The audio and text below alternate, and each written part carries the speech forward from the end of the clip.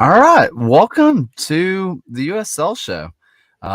Look, we are coming to the end times, and this is not in the same way as we were saying it back during the pandemic. We're talking about the end of the regular season, people. The end of the regular season, where people's playoffs, hopes, and dreams are going to be crushed, or for most teams, they're just going to be joining the rest of the bad teams, and it is what it is. There's a whole lot to talk about this week. Interesting playoff scenarios. If this team wins and this team wins, that means the other team's going to be in, but also out at the same time. We don't know what's going on. Somebody's going to tell us the playoff scenarios, and they're probably going to be wrong about it. So just be prepared for misinformation everywhere. That's just what soccer Twitter is. But we also have some other stuff we need to talk about before we get into all that. But hey, welcome back. Happy belated birthday, Gio, man. How you doing? I'm good. Thank you so much. It's good to be back. I had a great weekend with family and friends and watching my Greenville Triumph get a win for the first time since August, I believe.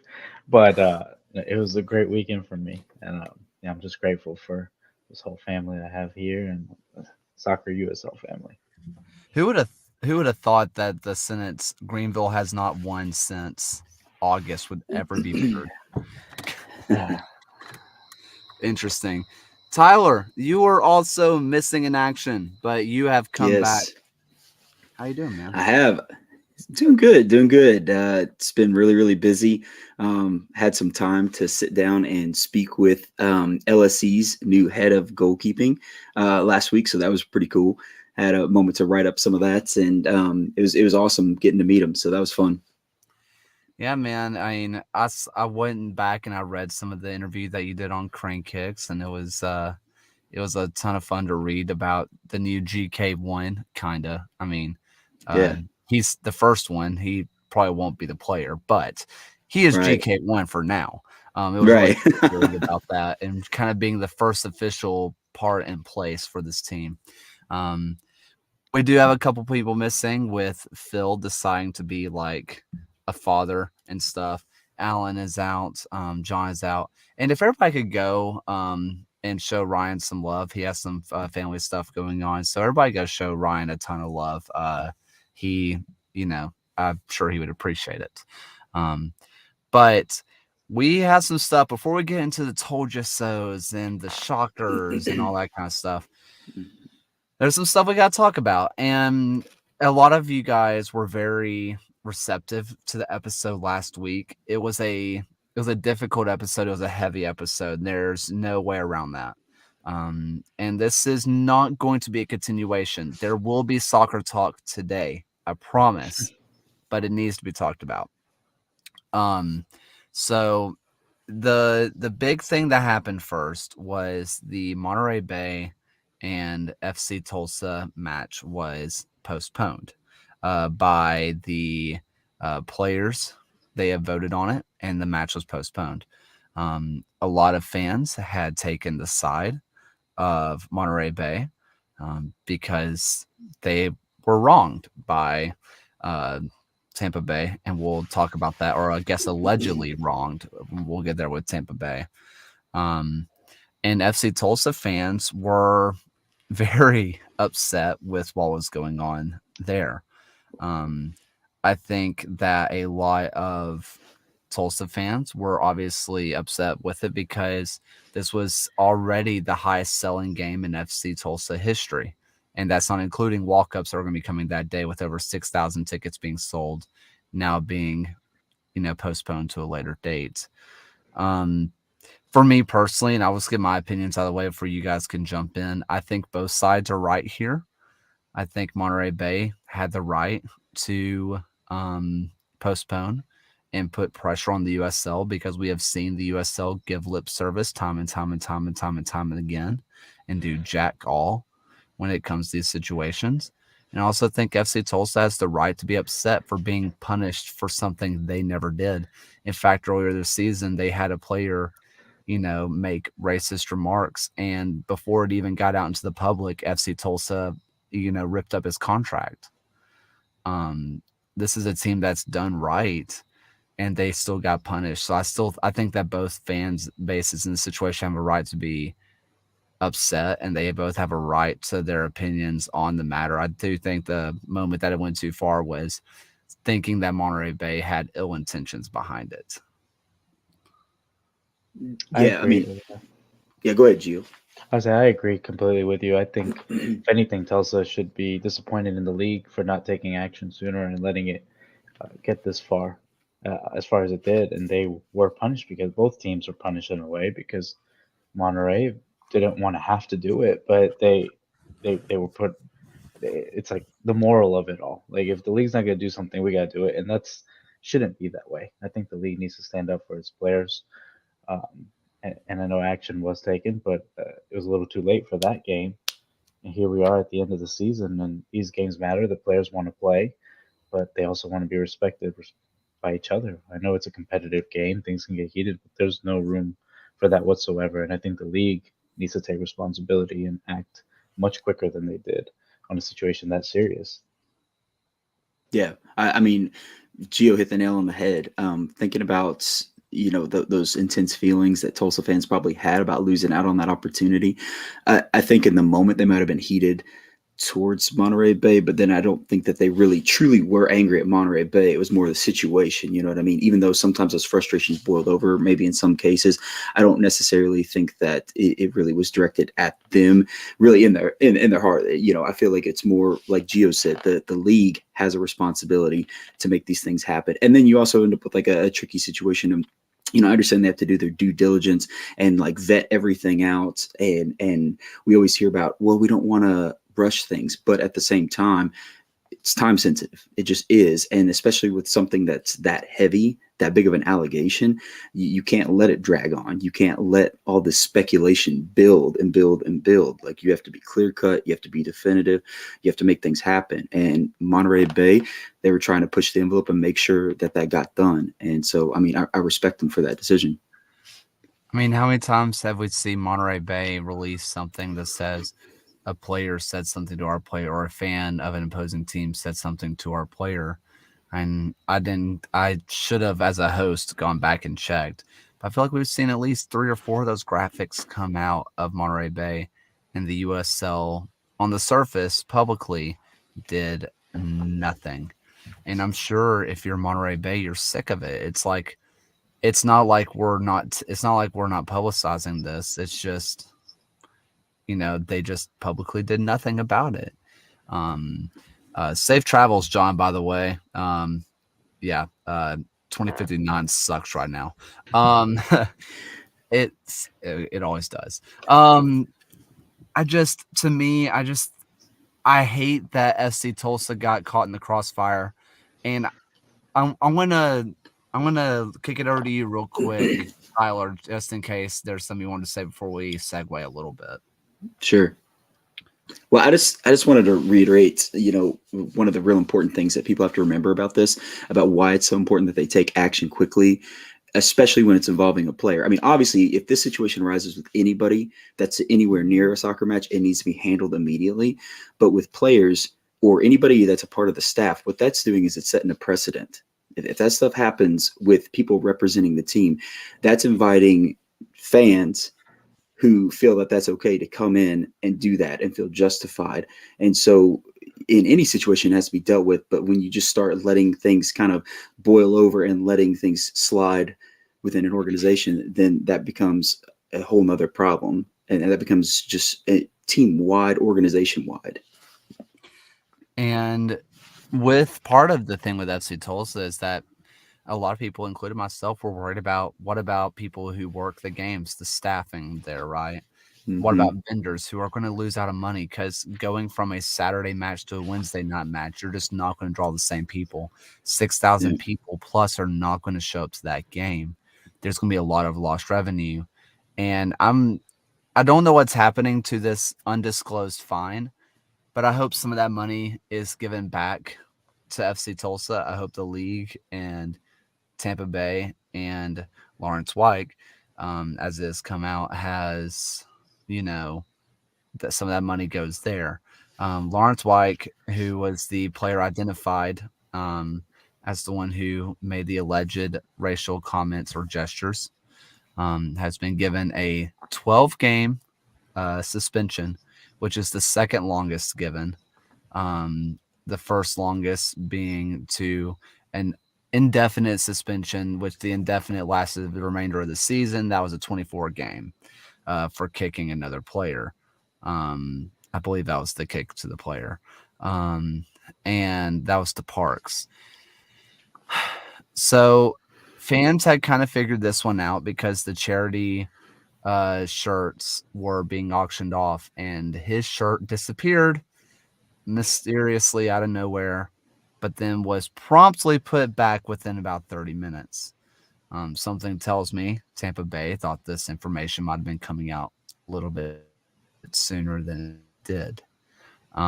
It comes out today, and Tampa Bay comes out with a very shocking kind of announcement and from their communications of we're a zero tolerance club. We've always been super zero tolerance, but their claim is that the league never gave them the full report. They never gave Tampa Bay the full report of what was said, what wasn't said, who they vetted, who they didn't vet. They said that that words were exchanged and gestures were exchanged, but not of racial intent. It basically comes down to he said, she said. You guys are misinterpreting what was done, and I don't like to throw this word out lightly, but it almost feels victim blamey to me. But I don't know. I want to get to y'all's thoughts first, and I'm going to bring up some quotes from some people I really respect and talk about that. I feel like the apology or the statement should have ended at zero tolerance. Just end it right there. There's no reason. I understand Lawrence is their player. I don't know him personally. He played for Greenville FC back in the day. I know he's a competitor, but we don't know him as a person. And the stance they came out with was shocking to me. They brought all that extra stuff for something so serious. I think they just needed to leave it at we respect Monterey Bay, we respect the fine and the suspension. We have zero tolerance for that. Apologize, leave it at that. They didn't have to add all the extra stuff that they needed about backing their player, and that this wasn't said because it does feel like they're playing a victim. Like, oh, our guy didn't do it. Our own players are saying that. You know, it's their teammate. Who knows? But it doesn't matter.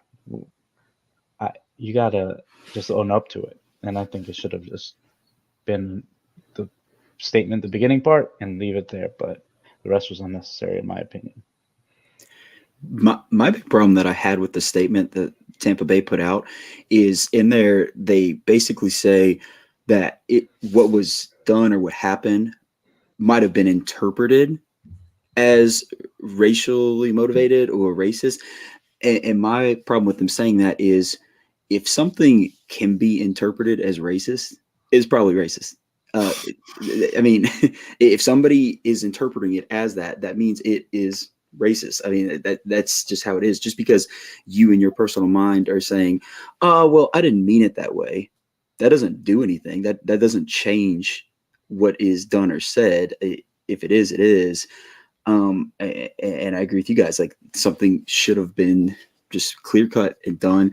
And I don't know. It feels like some excuses. And I don't know. There's a lot of Tampa Bay fans that feel very mixed emotions right now because it's hard to root for somebody and then have this confusion going on between the league and the team.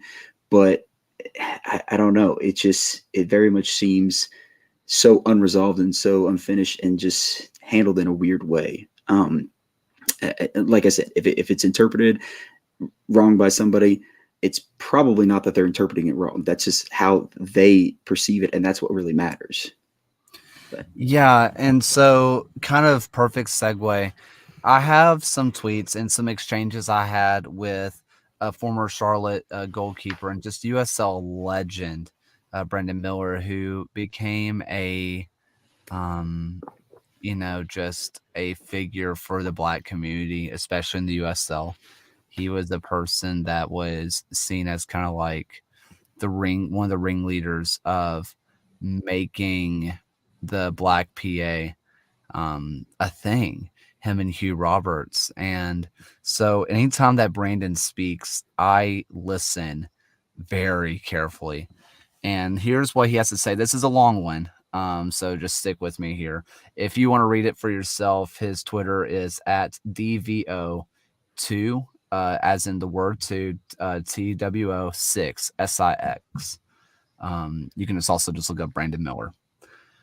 Telling black players, specifically ones who've endured racial abuse while playing in the USL before, to get the benefit of the doubt is absolutely mind-blowing, or mind-blown emoji. They decide to put the onus on the black player to be better instead of simply telling their own to not do what he did. Tampa Bay Rowdies, if you want to support your player, then do that, but don't think it's my job to give benefit of the doubt when it comes to perceived racism. It's your job to educate your players. This statement was trash for multiple reasons. At Tampa Bay Rowdies, complaining about the length of suspension while also claiming to have a zero tolerance policy for racism is a choice. Either he didn't do anything wrong and shouldn't be suspended, or you stand against racism. The length doesn't matter, so why mention it? At Tampa Bay Rowdies, I grew up my entire life having people gaslight me about their quote unquote racist intent to avoid consequences. Your organization dropped the ball on this statement, and judging from your website, I think a lack of representation played a key role. And this is an update from today. He told me he was going to be making an update, and here it is. I slept on it. I realized I'm not done. At Tampa Bay Rowdies, give the benefit of the doubt. Do you not understand the historical context of the statement? Was Muhammad Aubrey given the benefit of the doubt? What about Tamir Rice? Understand the dangerous rhetoric you're standing behind. At Tampa Bay Rowdies, to downplay any accusation of racism as simple misunderstanding is showing your inability to take responsibility and hold your players accountable. The players shouldn't have to tease out whether something is racist or not. It is not our job to pacify racism. At Tampa Bay Rowdies have failed as an organization here. It is their choice to defend their player, but to minimize racism is a misunderstanding because of a lack of evidence that they find acceptable is infuriating. It's disrespectful to everyone involved, especially the black players. I had asked him some questions because I'm a white dude, right? I don't think it's a secret. And so I asked him, I was like, is the Rowdies kind of came out and said it had to do with a celebration. We assumed the goal celebration afterwards. And I was like, but maybe I'm just being dumb and white. But is there something there that I didn't know about? And Brandon responded, which, by the way, I have his permission to say all this. He responded, he was accused of racist language and gestures. I understand the investigation was quick and everybody wants to know what was in the report, but I also know the league didn't just hand out this punishment down based on he said, she said. You guys want to jump in? I mean, I feel like that stream kind of says it all, though. I mean, it is irresponsible, and it echoes what we've been saying here. You have to be decisive in these things. We hear so much about these issues in soccer, and it just goes to make the game and the environment hostile. It makes people feel unwelcome. If this is happening to players, fans don't feel welcome in those situations, and safe. They don't feel safe. And that's a whole nother problem, right? And then that's a bigger problem because everybody should go to these things feeling safe, feeling welcome, feeling like they're a part of this. And if you cannot, as an organization, call a spade and say, look, this action that you took, it's unacceptable, zero tolerance, we're done with it, and you can't protect your players, members of your organization, and your fans, then what are you even doing? Yep. Yeah, I completely agree. I think Brandon hit the nail on the head as well. And I know he feels very strongly about this, and It's not acceptable. I think the league needs to do better. The teams need to do much better. And I don't think it's not the time and place for you to talk about, oh, the suspension's too long and we don't think he did it. Their teammates didn't say he did it.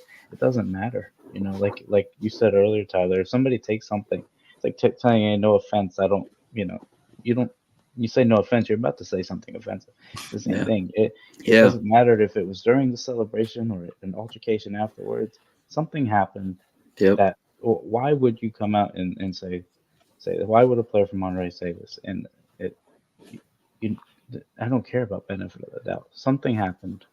It was investigated. Take it like the team you're supposed to be, and you have to make your team, your fans, your club, just that you really do care about these things, because it's serious. It happens all around the world, and it sucks that it happens here in our league. And something needs to be done about it. It's not okay. Because now any team can like, oh well, Tampa Bay can come out with a statement. We can too, and it's not acceptable whatsoever. And it's really hard to see for a team that's very respected for on the field play. I have no respect for them whatsoever for how they acted towards their player, because it's something serious, and they obviously didn't care enough to give out a real apology or statement about it. The one thing that, and this is going to be the last thing before we move on to some shockers, no shocks, and predictions, is that they have players of, just like every team, this is the world's game, the beautiful game. You have people from every single background you can imagine. If what is allegedly said was said and Tampa Bay backed him, how do you think the players who are black or of different cultural backgrounds on Tampa Bay feel? Because they can't come out and speak against the people who write their paycheck. They can't speak against their teammate.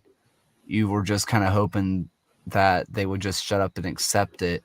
That way they don't have to feel like they're having to fight against their team. I think this statement was ridiculous on a lot of levels. And it just makes the people who were affected on their own team feel like they're not backed up by their own club, which is never a position you want to be as a player, is feeling like your club doesn't have your best intentions in mind. Absolutely. But that is 23 minutes of some pretty heavy stuff. Listen, this is the last podcast of the regular season. We're about to start breaking down all of the playoff games next week. But this week, it is decision day, decision week. There's a lot of stuff going on. There's a lot of teams facing off against each other that will decide the playoffs, home playoffs, and all sorts of wackiness going on in the USL. Listen, does Bolt have to eat his words? Maybe. Is Brandon Mays going to get the last laugh? Maybe. What are you doing? What are you doing? Why are you calling him out like this? No, what's happening right now? I'm not a part of this. Bolt. Could you imagine, for people who are watching this and not listening, could you imagine if Bolt's face popped up in my rear view window? Just a feather on the window. I wouldn't be surprised. I thought for sure a little screen bubble was going to pop up, and there he was going to be. I was waiting for it. Is Tyler going to be right? The Independents wait 7 months to announce a single player and then sneak their way into the playoffs? It's going to happen. Maybe. Is Detroit City or Northern Guard going to get their home playoff game? Maybe. But we'll talk about that in a little bit. Let's talk about the matches that were. And even though I feel like we need to talk about this one straight off the riff, I know I'm jumping ahead, but the biggest shock of the week is that Tampa Bay got a touchdown on the 2-point conversion against Loudoun United. Jesus Christ. 8-0. That was ridiculous. Yeah, that's rough. I saw that scoreline. I didn't get to see the game, but I saw the scoreline, and I was just like, man, that's a beatdown. I think they scored more points than what was the actual NFL game. Was it Indianapolis? Is that right? The other day? Let's ride. Yeah. Oh, Oh, man. man. By the way, if you want some good, if you're into dark humor, just go ahead, look up the Let's Ride thread that came out a while back. Oh, it's wonderful. It's so funny. But yeah, Sebi had one of the best goals I had seen in a while. You also had him take the lead for the Rowdies' all-time leading goal scorer, which for that level of club is really cool. That was definitely a shock. I don't think anybody's shocked by the win, but it was like The scoreline. 8-0. Yeah. What in the world? I think my personal kind of told you so here is kind of the continuation of Oakland being really good. I understand that Hartford is not a great team, but I've said for a long time now that Oakland is a squad that can compete for a US Cup, for a USL Cup. I think they have the talent to do so. It just felt like something was always going wrong, and it feels like they are hitting their stride right now. But how about you guys? What's some shockers and some told you so's? I told you so was Greenville being Obviously. absolutely dominated by Charlotte Independence with their one fan, I think, that showed up to the game. Hey, that's Ben. Don't No. you Ben don't was you there for dare. us. Ben was there for Greenville. It's another one.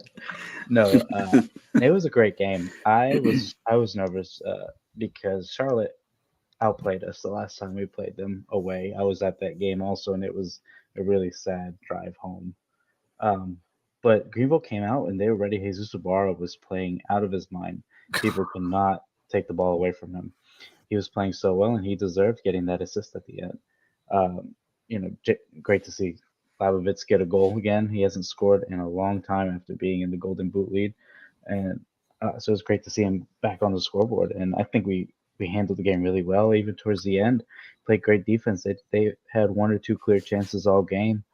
Um, and so it's been a while since we've played the game that convincingly. I thought we played against Madison pretty well, but we couldn't hold on at the end. So this time, getting that 1-0 win was huge and securing our spot in the playoffs.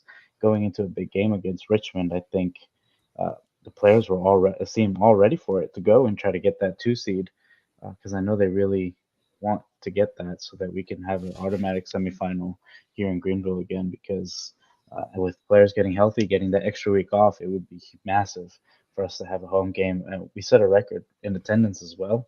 It was about, I think, 4,400 people. I had a friend who was waiting in line for an hour, and he ended up not being able to come in. The tickets sold out before he can come in. Dang. But so it's a good problem to have, I guess. We need a stadium. We need a new stadium, and but hopefully we get a championship this season to prove it to the city of Greenville. No doubt. And you mentioned Jesus Ibarra, I feel like there's matches where he plays and he doesn't necessarily play bad. It's just not up to his standard. Mhm. But when Jesus Ibarra is on his night, you're going to struggle to find a better player anywhere in League One. He's ridiculous when he's on his game. And against Charlotte, it looked like he had something to prove to somebody Oh, because that was ridiculous. and Charlotte did bring down 3 Charlotte FC players to come in. Quinn McNeil played. There's 2 others. I know Zendejas has been with the team. But I believe 2 others came down, and they were in the starting. Another one in the starting lineup. I cannot remember his name for the life of me. But they came down to play. Quinn McNeil was starting. I was like, he was just with Charlotte last week, 2 weeks ago. Mm-hmm. And now our team, I'm just glad we were up for it. I know it's been a while since we got a win, but it was. I was backing my team to come up big, especially we always show up at the end. So It was good to see Labovitz score again too. Because Yeah. when was the last time he scored? Was it July? Is I that think right? it was July, yeah. Yeah, because he was like on fire, and then all of a Mhm. sudden he just had that dry spell. But then I saw him get back on the score sheet because I was actually watching that game, and I was just like, all right. It was good. It was good. It was a great team effort. I was proud of the boys. It was a great game. Yeah. There was a team that you mentioned in there, which was the Richmond Kickers, which is weirdly enough, despite securing the Supporter Shield, the regular season title, which, my personal opinion, that is the biggest title someone could win. I really don't care about the cup that much. Regular season means more. I didn't say that. But doing it against Ford Madison, who did win the Henny Derby, officially, but to win that, to It was win the big. Supporter Shield in the Henny Derby. Also, I mean, in a weird way, it's a shocker because because League One is League One, I in my mind, despite them being the Supporter Shield winners, I'm still finding myself saying, well, it's away Richmond, which probably means they're going to lose because that's League One. And they told me to shove it. No, I was backing Madison as well. They usually show up against Richmond and against nobody else throughout the season, but um, they weren't up for it this time. I think it seems like their star player Cassini, who's been with I was watching the end of the game. He's been with 13 clubs, I believe, in the last 7 years. He seems like he's already been saying his goodbyes. His last game at Priest Stevens Field, so it just sucks Yeah, for like that twice now. organization. Yeah, so Yeah. I really thought they were going to show up and give Greenville a hand, but apparently they don't like us. So. Cassini to LSC confirmed. Maybe. I'm just kidding. Is he going to be the is he going to be the new Caleb Porter in Columbus? He's just going to take over. Maybe. And I did not say something nice about Madison.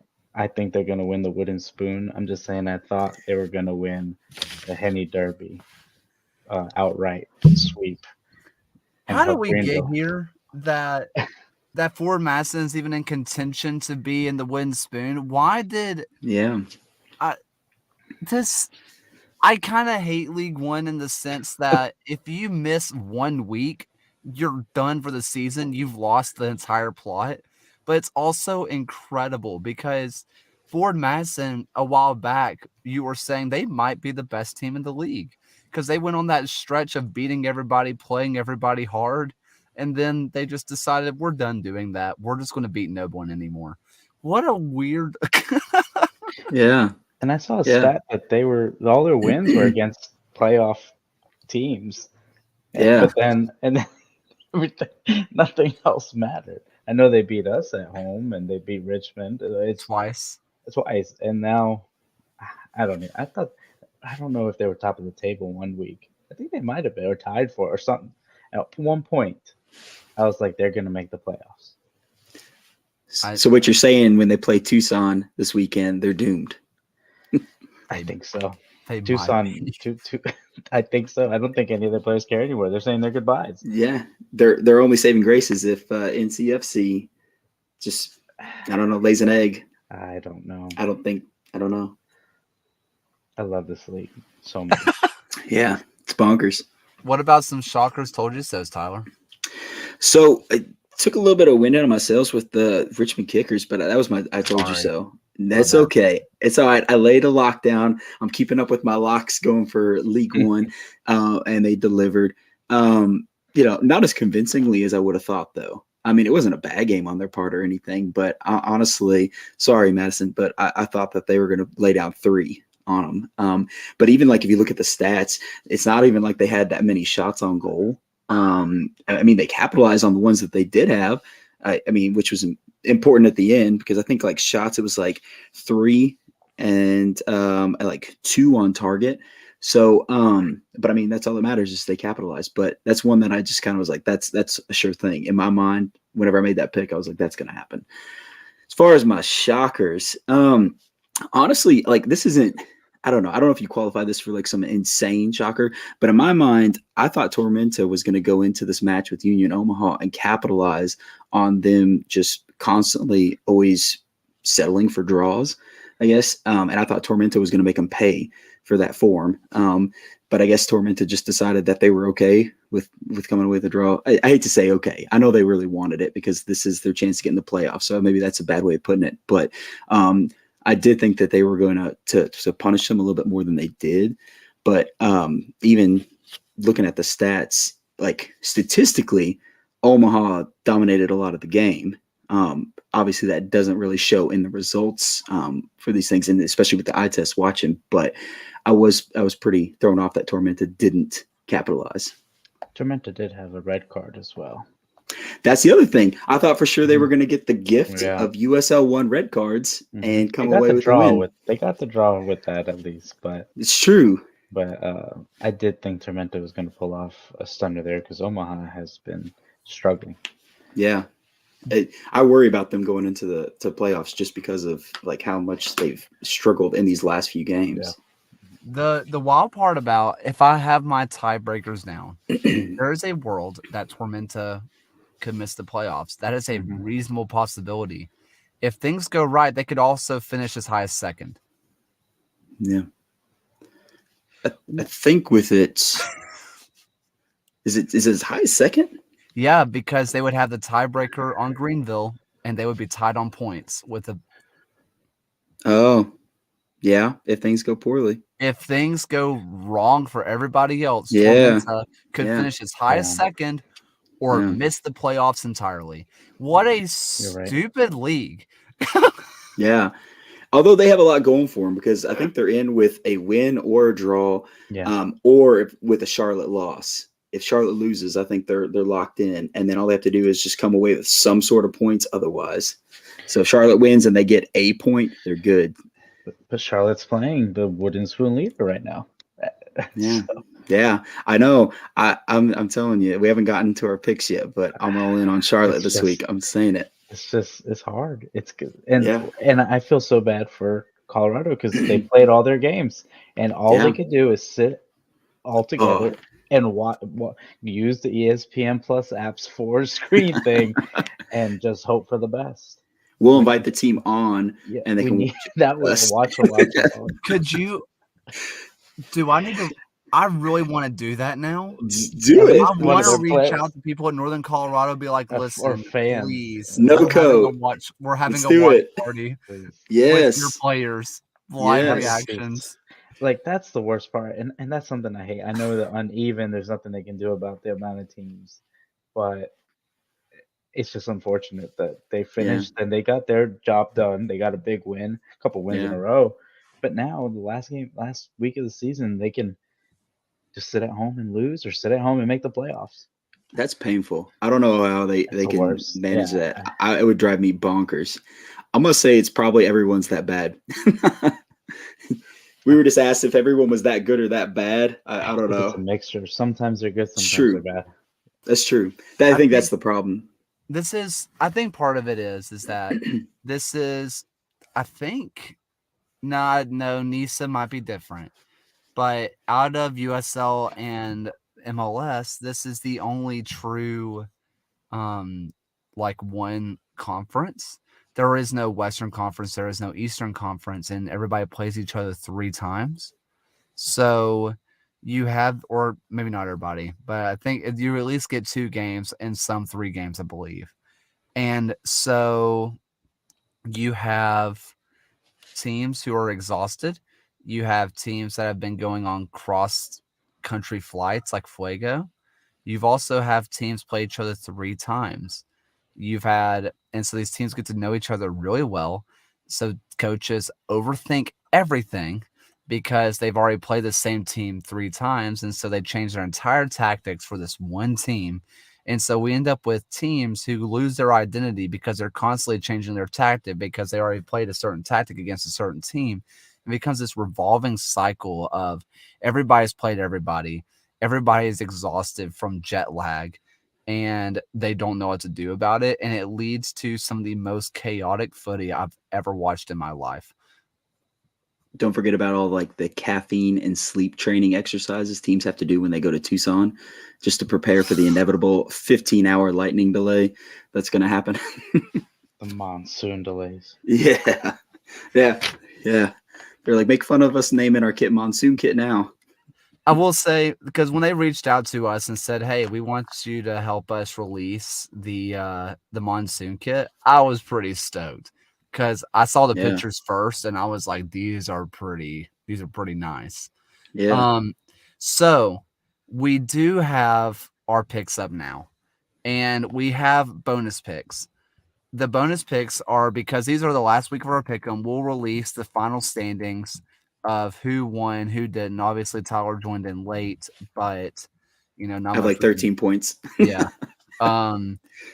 And so we do have some bonus points here, and they are labeled as bonuses because most of them are not actually good games; they're just games I just felt like including. So let's go ahead and start off with some predictions, and we have the Tampa Bay Rowdies against El Paso, who is also fighting for their playoff life. Let's start off with Tyler. For this one, I'm feeling a little bit crazy. I'm going El Paso. I'm thinking all the turmoil going on with the Tampa Bay Rowdies right now is going to affect the game.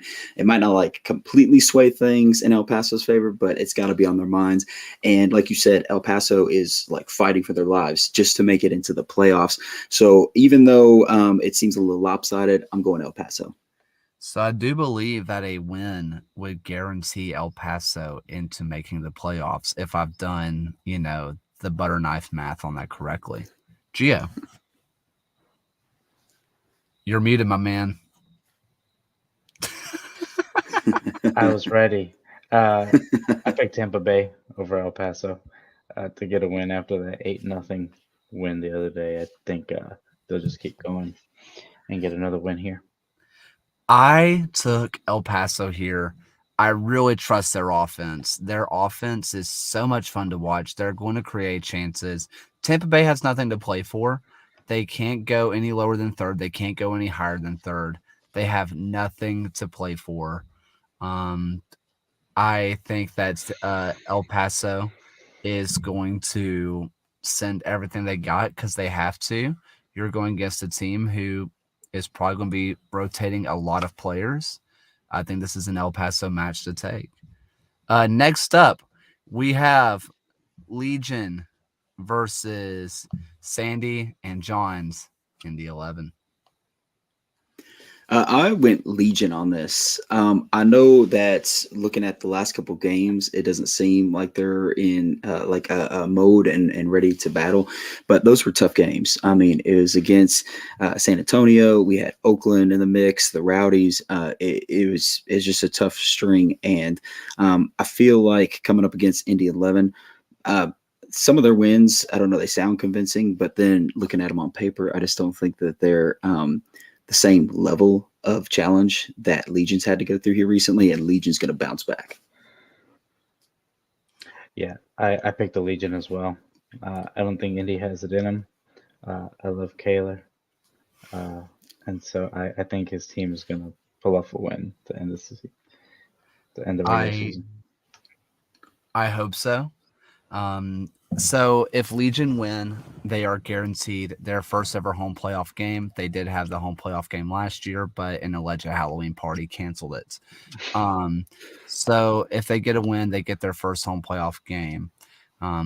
What scares me about this one is that throughout Legion's entire history, out of all the seasons they have played in the USL, they have 0 points from decision days.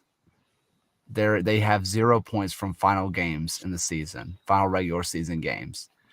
And that is sitting in the back of every Legion player's mind, every Legion fan's mind. That said, it's a must-win game. It's at home. Indy has nothing to play for. Legion has literally everything to play for when it comes to home playoff games. I'm going to back the Legion and prepare myself to hurt horribly. That matches tomorrow against the Indy 11. Next up, we have Detroit City versus the Miami FC. If Legion were to lose their game against the Indy 11, all Detroit City has to do is win against the Miami. No matter what, though, because of this match, Legion cannot go lower than 7th because both these teams are playing against each other. So these are two teams jockeying it out, also possibly trying to sneak into that home playoff spot. Who do we got? I'm thinking this is going to be a pretty even battle. Even if you look at like run of form here recently, it's hilarious how it's exactly mirrored. I mean, obviously they're playing different teams, but it's for both of them: win, draw, win, loss. And so I don't know. I just got this weird feeling that they're going to end up drawing on this one. I think Miami's going to beat Detroit, and they're not going to get that home playoff game that they eagerly wish that they could have. Yeah, so for this one, I took Detroit City. It's Detroit City at home. The supporters know what it means. Keyworth is going to be rocking. Also know that this is a Miami team that really relies on their offense to get going, and almost nobody's offense has a chance to get going on Detroit City. They have that kind of defense that can win you a playoff game, that can win you playoff series. And admittedly, this is the first playoff game of the year for them. It might be their only home playoff game, but the fans are absolutely going to treat this one like a home playoff game. I'm taking Detroit City. Next up, we have Pitt. We have Pittsburgh River Hounds, who are also jockeying for that final home playoff spot versus Oakland Roots, who, if they win, they are miraculously into the playoffs. And this is a team that has come back to life after they got rid of, well, actually, they got money for some of their dead wood that they might say is their coach. Sorry, I shouldn't have said that. But it's in the ether now. And who we got? On this one, I'm going Pitt. I think that the pendulum's going to swing back. If you're looking at them and the form, I mean, Pitt's trying to stay alive. And I know Oakland's been hot here recently, but I think that's a law of averages, right? Eventually it swings back. So I'm thinking Pitt's going to take away. I think Oakland's going to stay hot, and they're going to be a team that I don't think anybody will want to play in the playoffs with the form they're in. And so I think a big win will prove that and sneak into the playoffs. This is, again, a team who needs to win. They have to win. Pitt knows they also have to win to have a chance to survive. The one thing that is going to be interesting, and it kind of depends on what you think is going to happen, what you don't think is going to happen. If Legion win, Pittsburgh is going to be out of a home playoff game, on Saturday. At that point, maybe they rest the players if they know they don't have that home playoff game. That might swing way of Oakland. This is a lot of projection. Because I picked Legion to win, I'm thinking Pittsburgh's going to rotate their team. Oakland is going to have the strong advantage, which Oakland's already hot as can be. They probably don't need any more of an advantage, but I think they get one with rotated squad in Pittsburgh, and they get the decisive win to join the playoff party. Next up, we have another playoff decider. We have, or kinda, not really, sorta. This one's one of those weird situations that things have to fall right. But we have Rio Grande Valley versus Monterey Bay in the weird voodoo area that is Rio Grande Valley. On this one, that's RGV's gonna come off this and pull out the win. They've been in a little bit better form here recently, and I know Monterey Bay's been decent in their last 5, but only one win out of all of those. I think RGV's coming away with another win. I picked RGV as well, and I don't know if they'll sneak into the playoffs or not, but I think they'll do enough to at least have that hope. Yeah, I mean, this is all about that voodoo magic, with Rio Grande. You go down there, that's just where teams go to die.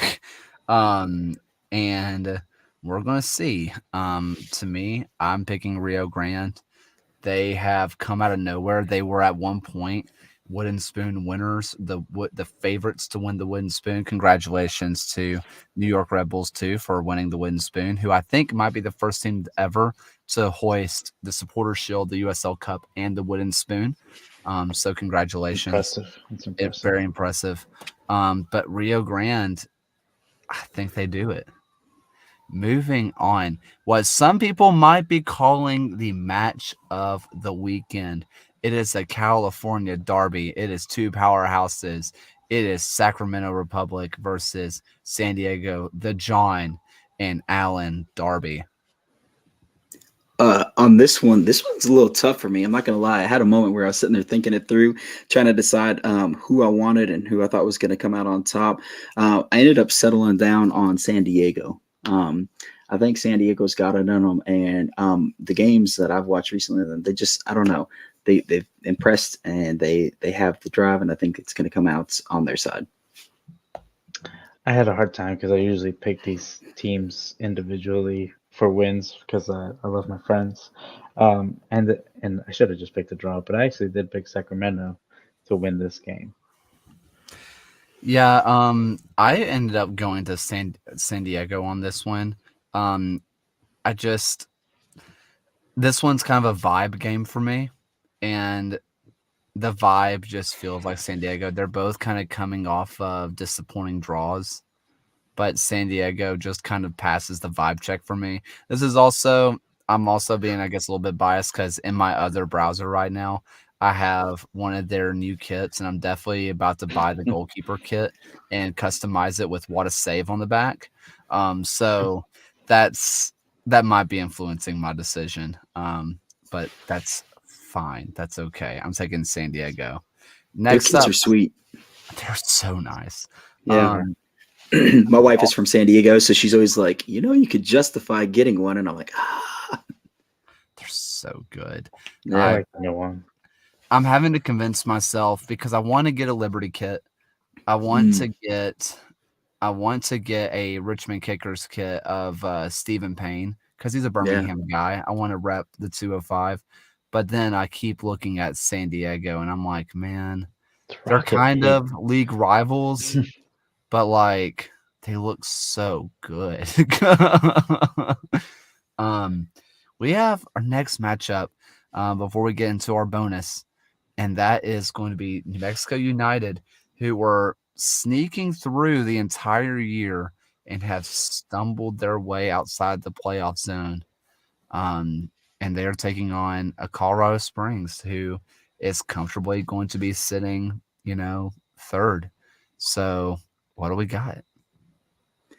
I was a little like mixed on this one just because of where switchbacks are in a good position already. So I was thinking like, maybe it won't come out with them running at New Mexico as strong, but I just feel like New Mexico just hasn't been able to get the job done in quite some time. And so I think the switchbacks are coming away with the win. I picked the switchbacks as well. I think even though they're coming strong, I think players will want to play in that guaranteed playoff game that they will have and prove that they deserve to be there and prove that they are a team that other teams won't be excited to play against come playoffs. And they'll show that the last game of the season. So I picked Colorado. I'm taking Colorado Springs here. This just feels like a match. I mean, part of it is that New Mexico's playing at home, and they are dreadful at home. If you want to look at, Tormenta at home, yeah, New Mexico is actually what we say Tormenta at home is. They are awful at home despite having one of the best home attendances in all of the USL. They're incredible attendance, and they get a lot of love there. It would be a nice gift to their fans if they could win this one, but Colorado Springs, they're just that team when it comes to their offense. So I'm taking Colorado Springs. Next up is the bonus, and I picked this bonus based off of nothing besides their two awful teams, and I'm going to watch them for all the wrong reasons.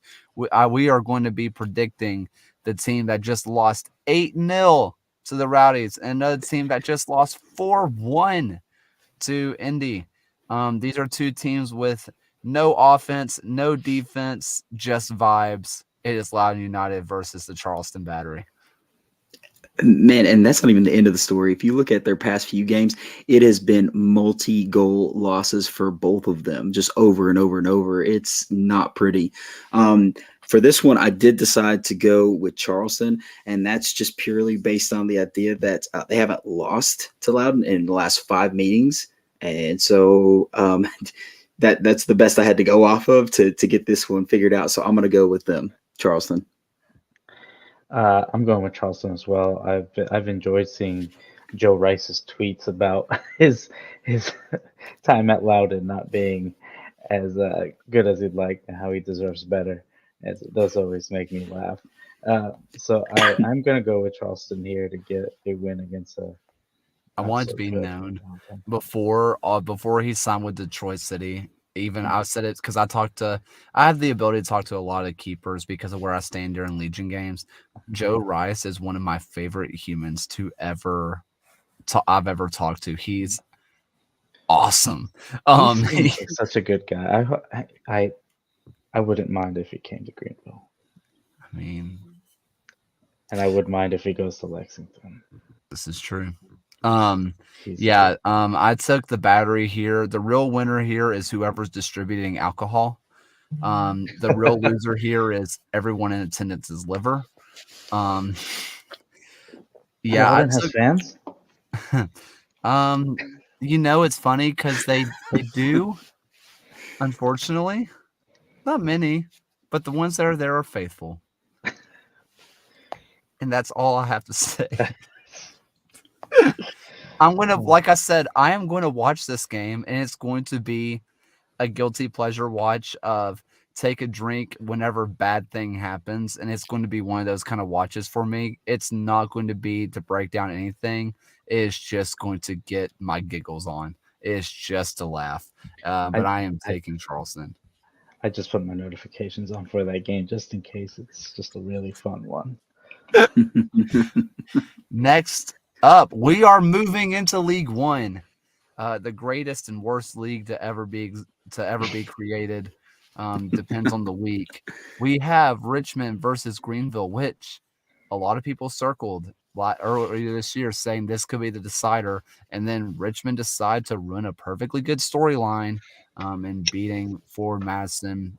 I get it; they want to win, but also think about the storyline, people. Would have been amazing. It would have been incredible. It would have been awesome. Winner takes it. It was perfect. Yeah. Charts. Missed opportunity. Honestly, I can't believe Ford Madison would do this to us. I know.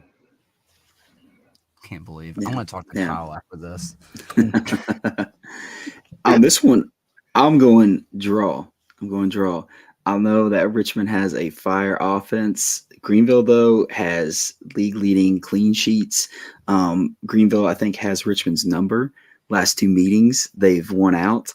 And so I think that in this one, as much as Greenville has shown they can handle Richmond, I just have this feeling that it's going to end up being a stalemate. I don't think it's going to be a scoreless stalemate by any means. But I mean, thinking even about Lobovitz getting back in the action last week. I know one game does not mean solid form continuing, but I don't know. I have a funny feeling he's going to be involved somehow here, and we're going to end up with a draw.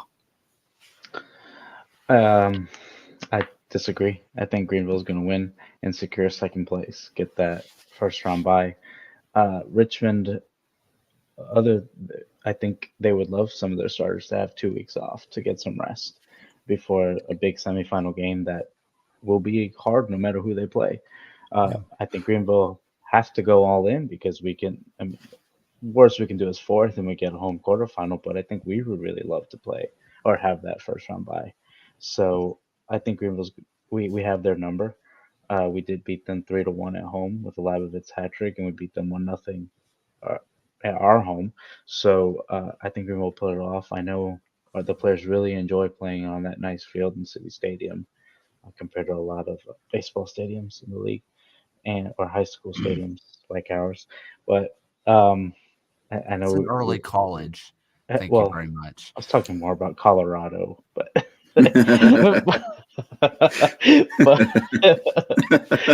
but nonetheless, I think we have their number this season, and they may rest some of their players, and we have to go for it.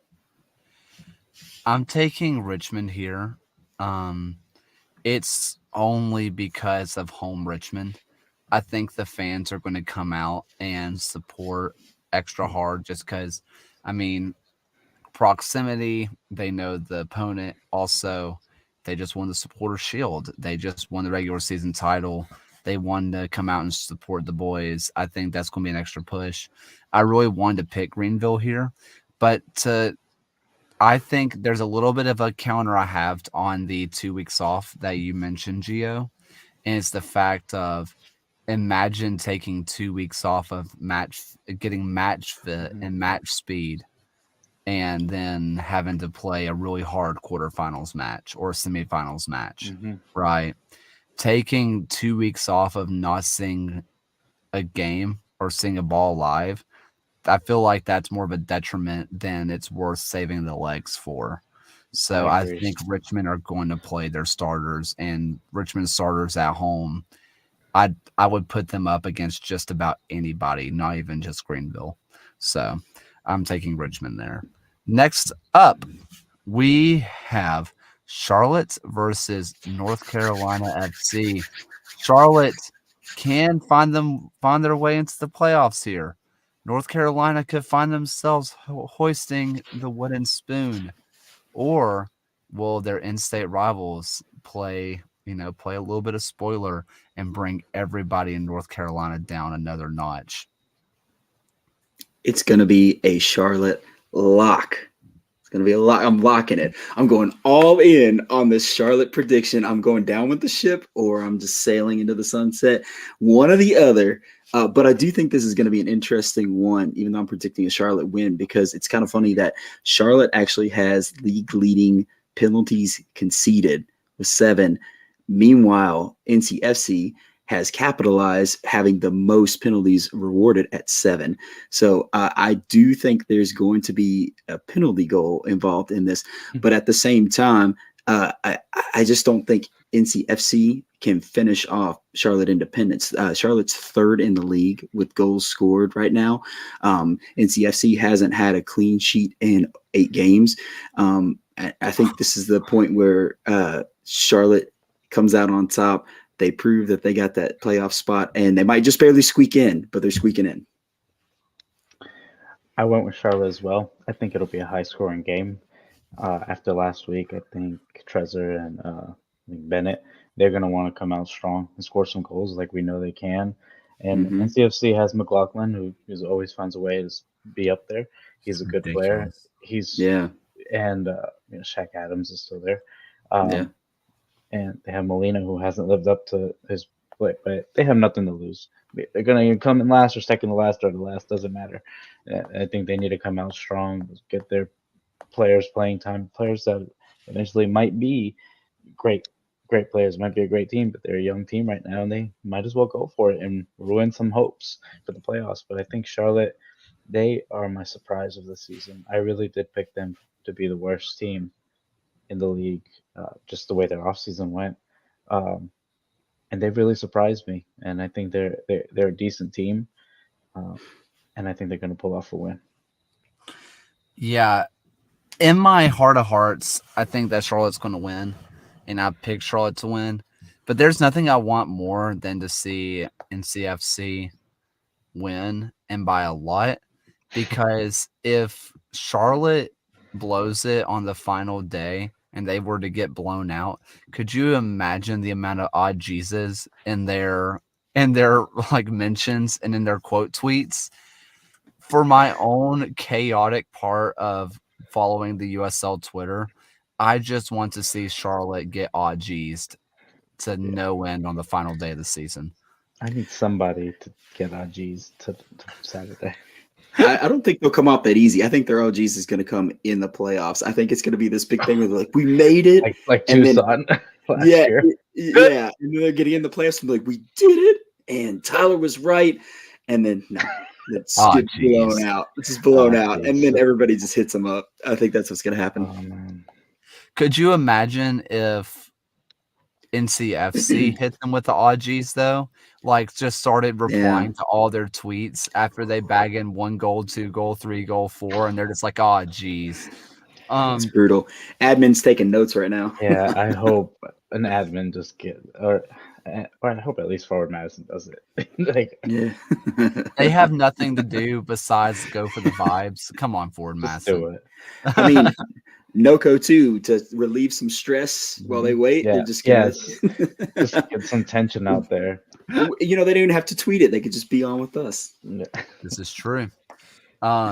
Next up, we have Bolts Tormenta at home versus the Sad Boys of Chattanooga. Both have been in pretty good form. I really wanted to go with a Tormenta win on here, but I just didn't see it. I'm thinking that it's going to end up being a draw. I know Tormenta would really like a win because that's going to lock them in pretty well. But like we were talking about before the show, Tormenta's in with a draw. They're in with a win or a Charlotte loss. So, I mean, they're looking pretty good for making the playoffs. And I'm not saying that means they're going to ease up by any means. I feel like they're definitely going to make it in. I just don't know if it's going to be a win on this one. I think this is going to be one of the funnest games over the weekend. Yeah. Chattanooga will want a home playoff game. Yep. They or will want to get the second seed, and be watching what happens with Greenville and Brisbane. And Toronto really want to make the playoffs for the first time in their history. Mm-hmm. Which they talk a lot of smack for never making the playoffs. But anyways, I think Here comes Bolt. I'm just saying it's true. But Yeah. but They I do think have less kits than wins, though, so they do yes, have that. yes, they have a good ratio there. But I think Toronto. I think they will draw. I don't. It'll be a really good game. It might be a high scoring draw. Yeah. But that draw will get them into the playoffs. And Charlotte into the playoffs, and we'll leave Noco on here with us crying We'll be here to comfort them. Yeah. with his Saya sweaters. This one does have implications, though, because if Tormenta were to win, they would go ahead of the Red Wolves. Mm. And ahead of Omaha. Yep. Depending on the Omaha result. Depending, but they would still go ahead of Chattanooga. So this has heavy seeding implications. It does. So Tormenta has to go full balls to the wall here. They can't just go for the draw. They just can't. I'm taking Tormenta here. I really believe that they're going to get this win. I want to go celebrate with Bolt. I want him and I to become besties again.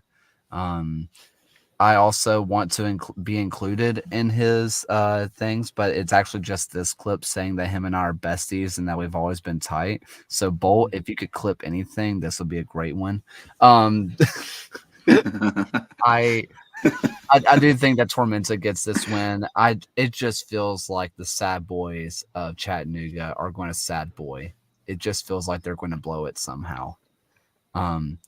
And then the final bonus League One match, it is going to be Omaha against Fuego, who a lot of people after the first 3 games of the year were like, maybe Fuego is going to win the league, and then they burned out very quickly. What's going to happen here? Bonus.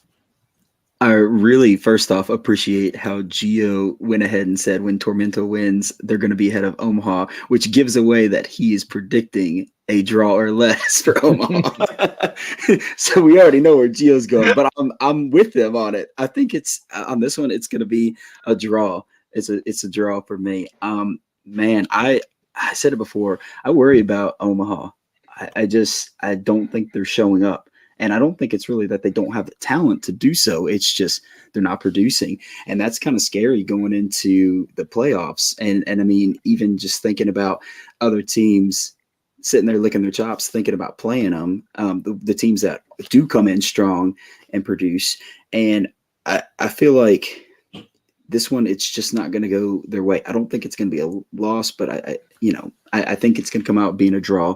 Central Valley is going to try and make a good showing of this game, but Union Omaha is going to do what Union Omaha does, and Gio's got a good slogan for us about that. Oh, I do, because Union Omaha has turned into Union Dramaha because they cannot win to save their life whatsoever, and this is going to be Mims's last regular season game before he gets a nice paycheck and goes to the Columbus Drew as well, since that's all he can do as a coach this season. So it's the only way you can go and finish off his sweet time winning a championship for Omaha and getting a draw in the last game of the season. I'm locking this as a draw. I think that's the safest pick I could make. I will say, a League One coach becoming the coach of the Columbus Crew would be very poetic, considering their 2 team was called the League One All Stars.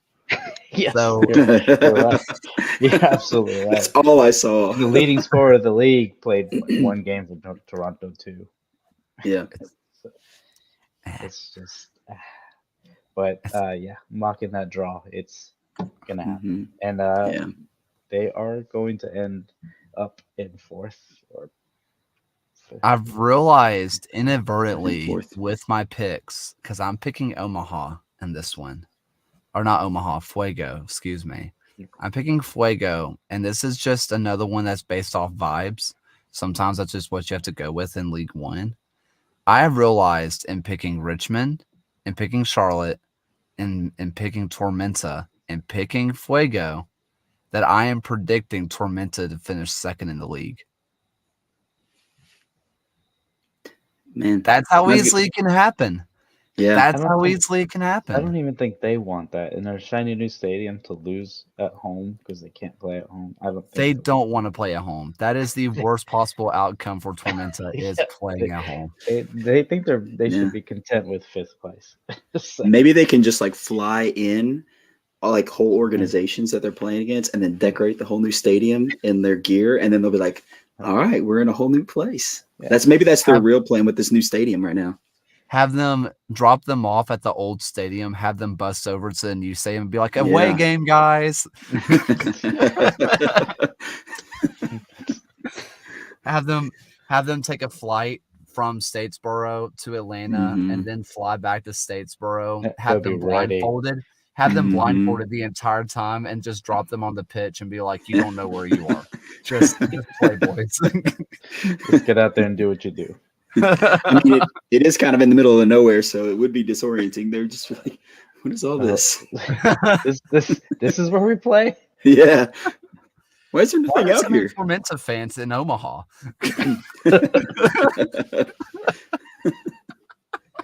Tormenta has no fans, but that's just, Oh my gosh, I knew it was coming. I was waiting who was going to say it. yeah, it's just Georgia Southern students that get in for free. I mean, it's a nice school. All right, it's a nice school. Oh man. Have you been there? I have. I'll I okay. actually liked it, Okay. and that's not me just saying it for Bolt. I actually liked it. I got lost finding the one Walmart in Statesboro, so and then we got sick from the subway at the gas station down the street. So That's why you'd never go to the Subway that's in the gas station. that's why I didn't eat it. Oh man. Guys, this one was a little bit of a longer episode, but this is the regular season finale. You Yeah. have to get all the conversations in because Mhm. about 2/3 of these teams we are never going to talk about again. I say never till next year, and like 3 of these teams we'll And then we'll never be talk here. about again. Never. Because just they're going to be gone to next pro and they just won't exist anymore. Because if a team goes off the next pro and there's no film around to see it, does it exist? Probably not. They'll come No. crying back. And the best thing about next season is I get to be a big giant homer. Just talk every week about how LSC is going to win, and then we got to come up with a good name for the battle between Greenville and LSC. Something about green. I don't know. We'll figure out. Yeah, Yeah, we'll come up with something. I don't know. We'll figure it out. We'll brainstorm, the green giant, The green green bean. and we'll just have like a can of green beans with the Yeah. Jolly Green Giant that just gets Yeah. passed back and forth. Yeah, We'll, like bedazzle it and not stuff. a bad idea. We'll have our kids decorate it, and then it I think just that would be fun.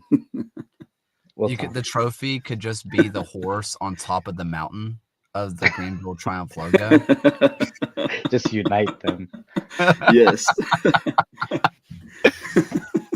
Man, guys, it's been a fun show. I know the beginning of it was pretty heavy, but once we got to talk about what's going on the field, because that's what we should be talking about, but people cannot stop being racist and homophobic and bigoted. Hey, people, get your crap together and let's have more fun conversations like we did for the last hour. Guys, I can't wait for the playoffs. I am so excited for the playoffs. It's going to be so much fun because we're about to hit. If you thought Max Chaos season was happening now, wait till it's a one and done. It's going to be incredible. Gio, what are some final thoughts for the folks? Final thoughts. I know a lot of people have been talking about mental health recently. It's a really important thing. It's been evident, in my family with my children even, and with myself. So I know it's hard. So anybody who struggles with that, just feel free to reach out to somebody. You're not alone in this. All of us have probably been through it in the past, and it's been really important for me lately to be able to open up about that. So just reach out to somebody. You're loved. All of us in the community, we care for you. We're here for you. I'm very appreciative for all the love I've had recently, and that's helped me get through. And so we just gotta keep doing that and care about each other, love each other, and just have a good time. Love it, man. Yeah. Man, Geo's was deep, man. I don't know if I have anything that amazing to follow up with, because that hits the nail on the head, with a lot of what people are going through right now, and it's important to share that stuff. But yeah, I don't have anything super exciting. I know we just got a heavy subject with Geo, but I'd love if you guys go check out the interview I had with Connor Talbot, the head goalkeeping coach with LSC. I hear some more stuff is coming down the line. There's some things in that interview that I think might create a little bit of speculation, but I'm not going to stir that pot right now. But yeah, do it. Check it out. Do it. Yeah, Do it. There's, I don't know. It Let the chaos. Seems there's a lot of connections between the coaching staff that's going to be announced. So it's not some random menagerie of individuals. And if you scope that the interview, you might be able to piece together where those connections are coming from. John Calipari is officially joining. Yep, Lexington. He is for $45 million a day. He said something about Kentucky being a basketball school, and now Lexington is a soccer city. So, man, don't even quote that. Anybody from Lexington that's watching this is going to get fired up all over again. That was a whole thing between our football and basketball program, man. Yeah, but you're right, soccer city. So it doesn't even matter. That's what the SC stands for, right? UK men's team is now number 2 in the nation. Bama's number 2 in women's right now. That I saw that. That is awesome, man. I'm saying there's a couple UK players that I'm looking at, and they're seniors, and I'm like, maybe. Hey, there's another. Hey, I'm going to go ahead and scout for you. If you want to drop this along to Mr. Talbot, you can go ahead and put my check in the mail. I'm already a scout. There's a certain guy that a Calvin what's his last name? I think it's Irving. Maybe it's not. But he is up in Pacific FC in the Canadian Premier League. Who is I know who you're talking about. Yeah, Canadian guy. Played at Kentucky, one of the best keepers I've ever seen in person. So if he wants to go ahead and put my check in the mail, that'd be sick. You have to get in line behind Brandon Mays. He's got like a whole team that he constructed. He's Minneapolis. He's in Minneapolis. He can step off. I'm still trying to find my way in. Listen, he has a job. Yeah, it's true. It's true. But listen, if he wants to hire me, I obviously know what I'm talking about. If he needs some proof, I have Sunday League soccer videos of me playing. And if that's not any proof that I should be a scout and not a player, I don't know what is. But look, I guess on a lighthearted note to end the show, today was my first day with students at my new school that I'm teaching at. It was very interesting. I loved working with the kindergartners. The little kindergarten kids were awesome. I loved them. 5th graders have attitudes. I don't know where those came from. Like pipe down, pipsqueak. I don't know what you're on about. I had a 1st grader look at me, and as I was about to walk into the music classroom, she looks at me, gives me the stink eye, like I had done something wrong to her. And she said, "Are you coming in here with us?" And I said, "Yes, I am." And she goes, "This is the worst day of my life." And just walked in. I was like, all right. I love this. That's amazing. Also had a kid fall asleep on my lap today. So that was interesting. That's I was sweet. sitting. It was so precious, but I was like, I don't know what to do here. Because I was sitting on the floor, patting my legs, doing the steady beat, teaching kids about music, and he just lays down, put his head on my leg, held my hand, and just dozed off. And I was like, I should tell you to not do that, but also you're definitely a behavior issue today. So please, thank you. Sleep as long as you want. Need a nap. Needed a nap. Yeah. Listen, I know when kids get sleepy and they need one. So yeah, man, just sleep. Right. But I do have one more thing. I know okay. Philip Fox, my man in here. Kid season is gonna make a return very soon. We are working on Yeah. it with the World Cup coming up. We have some fun stuff with some USA kits, top 5 favorite kits I think we're gonna do of all time USA kits, and then we are also gonna do some World Cup kits going into the World Cup next month because we're gonna have a long set off season. So we're gonna hope to bring some excitement back with those because we love talking about kits. And Nice. sorry, go ahead, Tyler. Oh, I just said that's awesome. Oh yeah, so and we can also get Ben on and have him tie-dye all of the American Yes. kits because they look so much better than whatever they have done. But look, thank you guys so much for listening. Hey, an hour, 20 minutes. If you're on the podcast version of this, you're a trooper. If you're in the live stream, hey, I can see that number at the top of the screen. You are some real ones for sticking it out the whole time. And even though he is not with us, we do think that you should be soothed out with the wonderful soothing voice of Mr. Allen. Thank you so much for listening. And until next time, guys, this is Alan's voice. Thank you for watching another episode of the USL Show. This and every episode is brought to you by the Beautiful Game Network. Find podcasts and other written work at bgn.fm. Once again, thanks for stopping by, and we'll see you guys again next week.